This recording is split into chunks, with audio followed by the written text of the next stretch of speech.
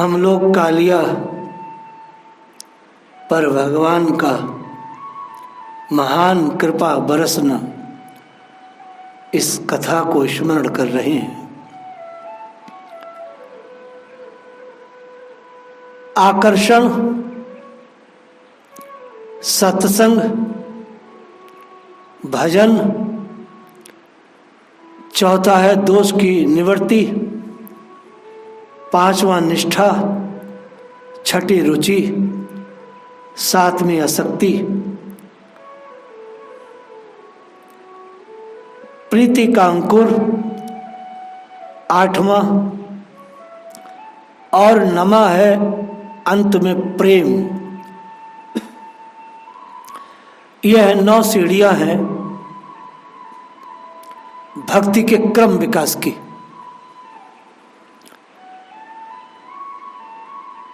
अभी हमारे जैसे साधारण लोग तीसरी सीढ़ी पर ही पांव रखे हैं, वो भी ढंग से नहीं रखे हैं। पहला आकर्षण है, फिर सत्संग में व्यक्ति पहुंचता है, तब थोड़ा भजन बनाता है। अभी हम भजन में हैं, वो भी बहुत फिसला हुआ भजन है। दोष की निवृत्ति तो 20-25 सालों के भजन के बाद होती है, तब कोई निष्ठा बनती है, फिर रुचि जगती है भगवान में, तब आसक्ति ऐसी हो जाती कि उनके बिना नहीं रहा जाता। तब अंतस में प्रीति का अंकुर फूटता है, और जब प्रीति का अंकुर फूटता है तो ऐसा फूटता है कि संसार का हर रिश्ता सर्प के जैसा लगता है, भयानक। तब लास्ट में कहीं प्रेम प्रकट होता है भगवान में। जो लोग दिन रात प्रश्न करते हैं वो अभी कृष्ण से बहुत दूर है। अर्जुन के प्रश्नों की अनंत श्रृंखला थी और खत्म होने के नाम नहीं ले रही थी। इतना प्रश्न था अर्जुन की छाती में, मस्तिष्क में जिज्ञासाएं थी, क्योंकि भगवान के साथ जो परिवार की मोह का जो बंधन लेकर के उसकी चादर को ओढ़ करके चलता है, वो बहुत घातक है। अर्जुन भगवान के साथ तो हैं, लेकिन परिवार के मोह बंधन की चादर को ओढ़ करके चल रहे हैं। जो व्यक्ति संसार के मोह बंधन में फंस करके कृष्ण को पकड़े है, उसके कभी प्रश्न समाप्त न होंगे।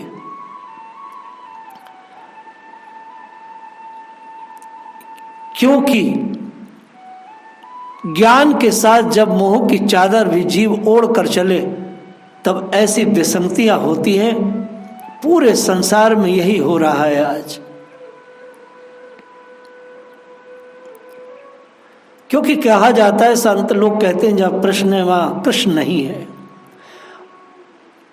और जहां प्रश्न समाप्त हो या नहीं हो वही कृष्ण होते हैं। क्योंकि प्रश्नों में, संशयों में कृष्ण रहते नहीं, वह कुछ और रहता है। पारिवारिक व खुद की आसक्तियां, परिवार की आसक्ति और खुद की आसक्ति के बीच में कृष्ण रहते कहाँ हैं, कृष्ण है कहाँ? ये सब आभासी दुनिया है, ये सब आभासी दुनिया का जंजाल है। आभास है, सत्य नहीं है। आभास है कि हम कृष्ण के साथ है, आभास है कि नाम जपते हैं, आभास है कि ब्रज में रह रहे हैं। लोग आभास को ही भक्ति मान रहे हैं। आभास है भैया, भक्ति नहीं है। भक्ति के 9 स्तर बताए। प्रेम तो साहब बहुत आगे की चीज है। अभी तो निवृत्ति, जो दोषों की निवृत्ति है, वो तक नहीं हुई है, बहुत दूर की चीज है।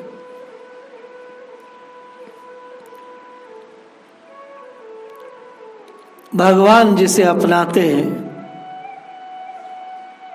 उसके सबसे पहले गर्व को भंग करते हैं।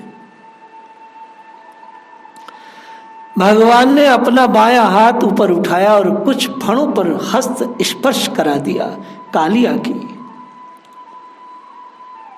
उसके मस्तक पर भगवान का हाथ आ गया, हल्की सी थपकी दी। थपकी देते ही वह भगवान का मैयाओं के लिए, सखाओं के लिए बड़ा कोमल स्पर्श।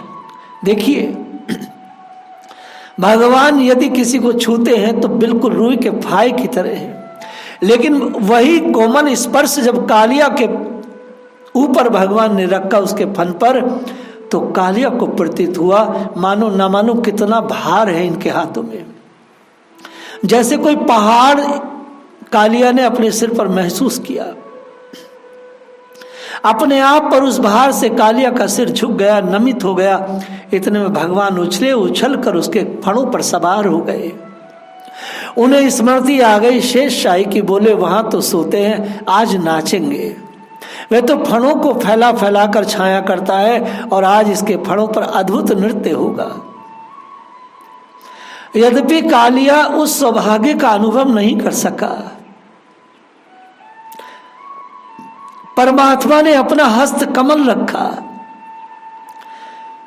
तो कालिया उस प्रभु के उस हस्त कमल का की कृपा महसूस न कर पाया, सौभाग्य का अनुभव नहीं कर सका। क्यों? पापी और अपराधी अहंकारी ये भगवान और गुरुजनों की कृपा को अनुभव नहीं कर सकते। वे तो दुर्गुणों के कारण अपने सौभाग्य का अनुभव करने की क्षमता खो चुके होते। वो अपने सौभाग्य का अनुभव नहीं कर सकते।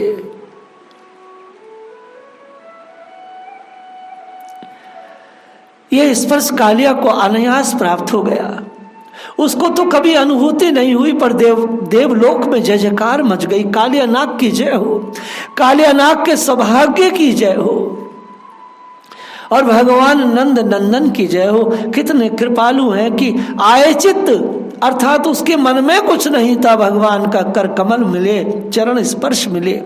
कालिया नाग ने चाहा नहीं कि मेरे सिरों पर भगवान के चरण पड़े। देवताओं ने देखा, ओहो, कालिया नाग का तो बड़ा सराहनीय भाग्य है। तमाम देवताओं की नजर उधर भगवान के नील सुंदर चरण कमलों पर टिक गई। कहाँ मृदुल भगवान के चरण कमल और कहाँ इस कालिया नाग के फन। अब ये तो लगे नाचने। कालिया नाग के फणों में मड़ियां रही, बड़ी सुंदर नागमड़ियां। भगवान के नृत्य से उन मड़ियों का जो अरुणिम प्रकाश था, उसमें प्रभु के वह अरुण चरण कमल विशेष रूप से अरुणिम प्रतीत होने लगे। लाल लाल भगवान के चरण तल तो थे ही, अब मड़ियों की आभा पड़ी तो प्रभु के चरण कमलों पर तो और भी अरुणिम प्रतीत होने लगे। यूं उठे अब देर न लगे। उसमें तो कहते हैं कि संसार में जो साधारण नट होते हैं नाचने वाले, वह न मालूम कितनी कलाएं दिखाते हैं। डोरों पर नाचते हैं, मट्टी पर नाचते हैं, पशुओं पर नाचते हैं। वह तो अपने दर्शकों को मुग्ध कर देते हैं। और आज तो ये अखिल कला प्रदर्शक हैं, अखिल कला प्रदर्शक। भगवान नाच रहे हैं। श्री कृष्ण अखिल कला के गुरु हैं। जितनी कलाएं हैं सब श्री कृष्ण कला की समुद्र की एक सीकर भी नहीं है। भगवान नाच रहे हैं। ग्वाल वाल सब देख रहे हैं, कन्हैया नाच रहा है, नाचता हुआ हंस रहा है, पर बड़ा भारी डर है कि सांप के फणों पर नाच रहा है। न मालूम फण ऊंचा करके सांप कहीं काट ले तो। पर जब उन्हें नाचते देखते तब सब भूल जाते। भगवान के नेत्र कमल मानो हंसने लगे। मुख पर हंसी आ गई, नेत्रों में हंसी आ गई। खिलती है ना आंखें। जब कोई व्यक्ति हंसता है तो आंखें भी खिल जाती हैं, वह भी हंसती है। आंखों को भी हंसी आती है, आंखों में रुलाई आती है, आंखों में गुस्सा आता है। आंखों की आकृति से जो आकृति वैज्ञानिक हैं, जो आंखों के वैज्ञानिक हैं, वो ये जानते हैं ये क्षण ये काम में है कि क्रोध में है कि लोभ में है।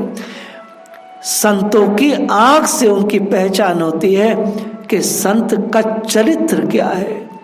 जो आंखों के वैज्ञानिक हैं वो आंखों के द्वारा ये जान लेते हैं कि इसकी आंख में क्या है। भगवान नाच रहे हैं, उनकी आंखें हंस रही हैं। प्रभु का नाट्य बड़ा अद्भुत है।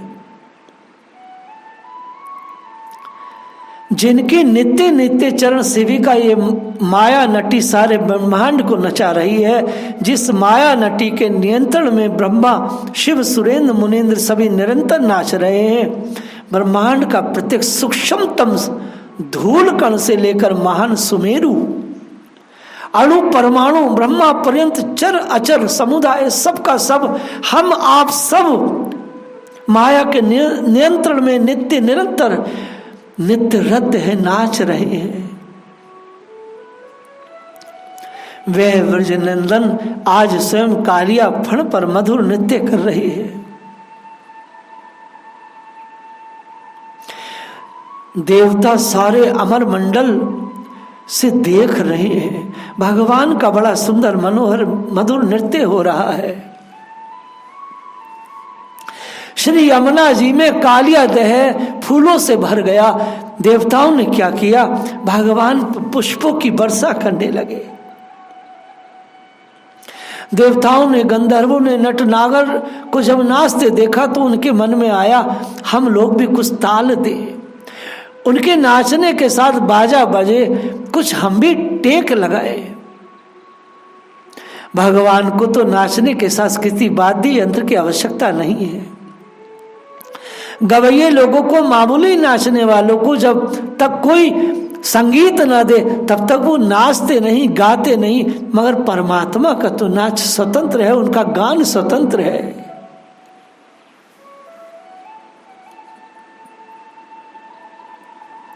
प्रेम मगन उन गंधर्वों ने नीलमणि के ताल और लय के साथ अपनी ताल और लय मिलाकर मधुर मधुर तान छेड़ दी। सुर सुंदरिया नंदन वन से मंदार परिजात आदि पुष्पों की राशि राशि चयन करके अपने आंचलों में भरकर अंजलि भर ली और भगवान के चरण कमलों पर पुष्पों की मानो अविरल धारा बरसाने लगी। देवता और देव सुंदरियों के द्वारा इसने सिक्त सुरु से सजीव कुसुम सुमहु से भगवती कालिंद का प्रभाव मानो भर गया। यमुना जी का जो कालिया दह है वो आज फूलों से भर गया। ये तमाम फूल ही फूल हो गए और सबके सब सिद्धगण वहां खड़े हो गए। आकाश में, अंतरिक्ष में उन लोगों ने ऊपर से हरि चंदन कुमकुम सौरभमय चूर्ण इत्यादि भगवान के ऊपर बिखेरना शुरू किया, उनके चरणों में बिखेरना शुरू किया और ऊपर से ठाकुर जी की पूजा करने लगे। भगवान की पूजा होने लगी। सारे ब्रजवासी देख रहे हैं हमारे नंदलाल की पूजन चल रहा है। उन्होंने तो कभी भगवान की पूजा की नहीं थी।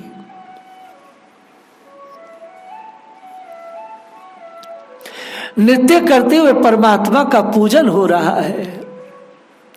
स्तवन कर रहे हैं गंधर्व, भगवान की दिव्य स्तुतियां चल रही हैं।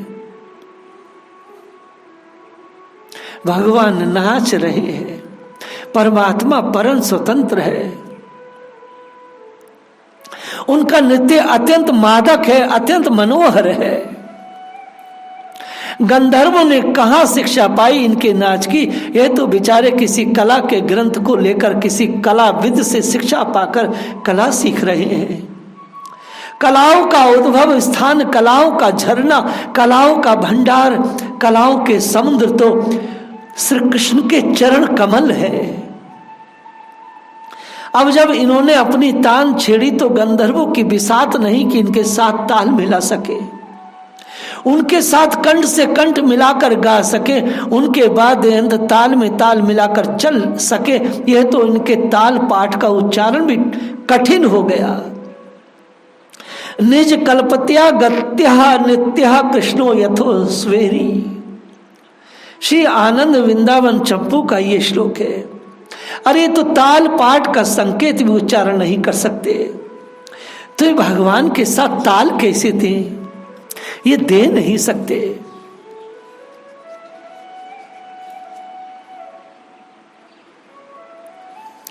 केवल कालिया नाग के फरों पर खेले, परंतु अब तो कालिया के अंत स्थल के स्पंदन के अनुसार ही इनके चरण उठने लगे। कौन जाने किसको नहीं समझे। श्री आनंद वृंदावन चंपू में कहते हैं कि भगवान कालिया जैसे जैसे अपने फन को उठाता अंत स्थल से, वैसे वैसे परमात्मा ताल दे करके बड़े सलीके से नृत्य करने लगे। कालियानाग के अंत स्थल में क्या स्पंदन, कब कैसा क्या हो रहा है, इसको न सुर जानते न गंधर्व जानते हैं अंदर की देखने वाले ही भगवान का विचित्र नृत्य हो रहा है। क्योंकि भगवान उस कालिया के हृदय में भी रहते हैं, वो ये जानते हैं कब ये फन उठाएगा और कब मैं इसके फन को नथूंगा। गंधर्व भी सारे देखकर चकित हो गए कि ये तो हमने कभी देखा ही नहीं। इस नृत्य का नाम क्या रखे? ये भगवान का नृत्य है। नृत्य के आवेश में भगवान नई नई भंगिमा, नई नई गति का सृजन करते हैं। अत्यंत मनोरम नृत्य चल रहा है। ये समझने वाली बात है। कोई दुष्ट बहुत कष्ट पा रहा है, भयानक कष्टों से गुजर रहा है। समझो प्रभु का नृत्य कर चल रहा है इसके सर पर, इसकी बुद्धि पर, इसके हृदय पर।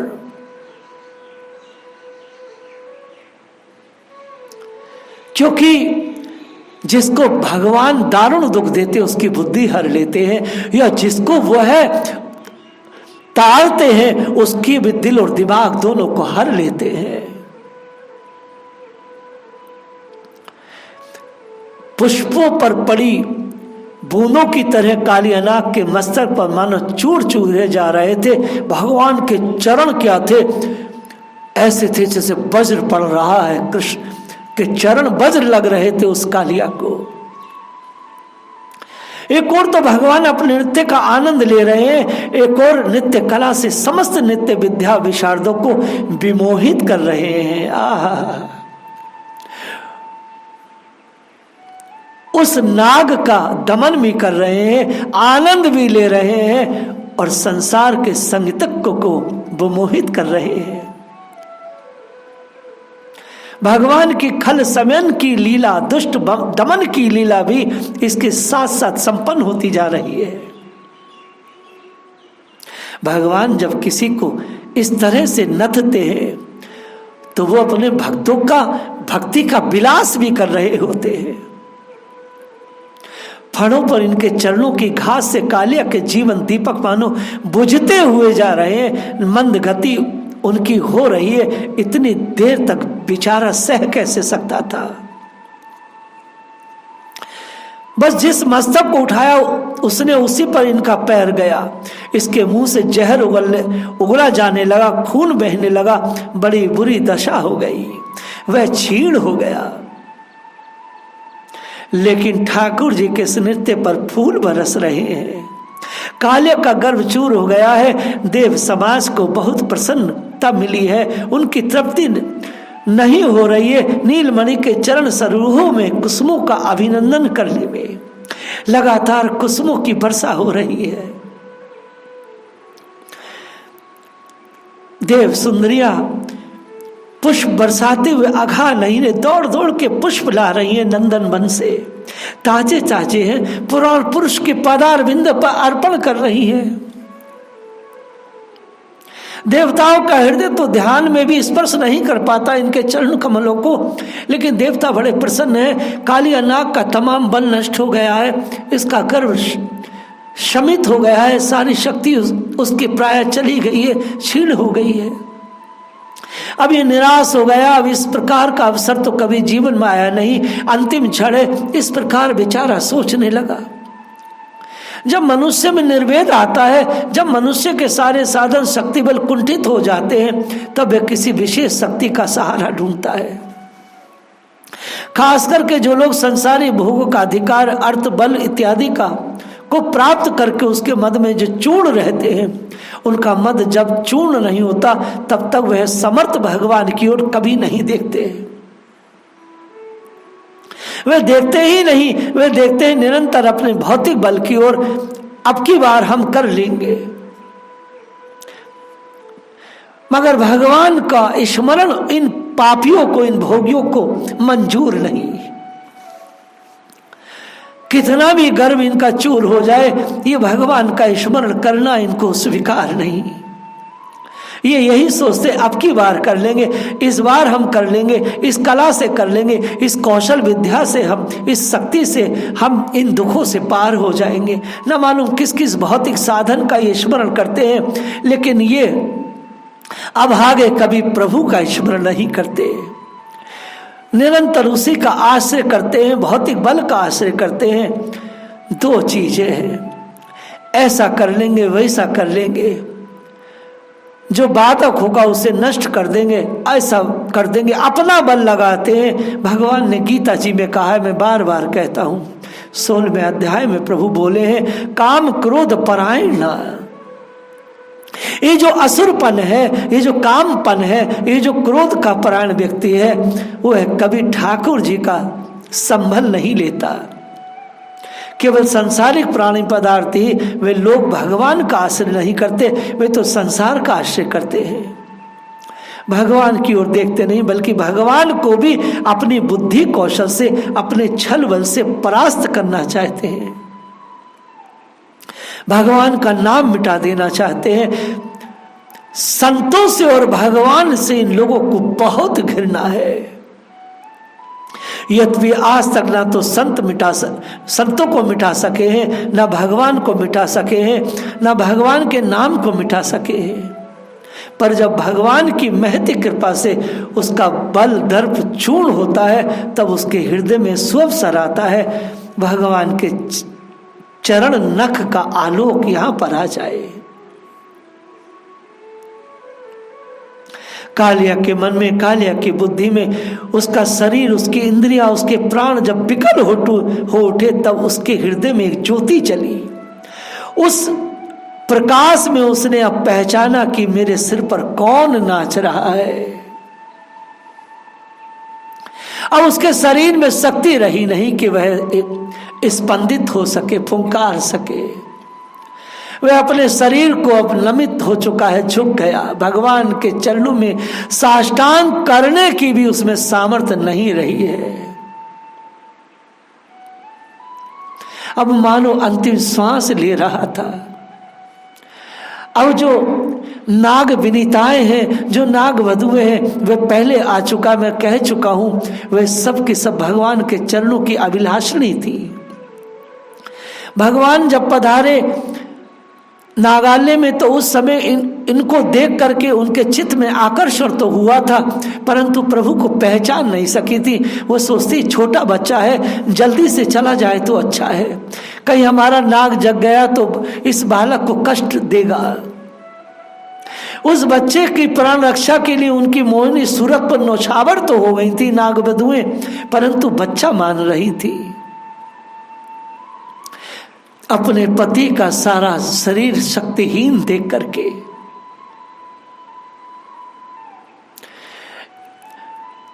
लेकिन वह सबकी सब बहुत ही कुशल थी।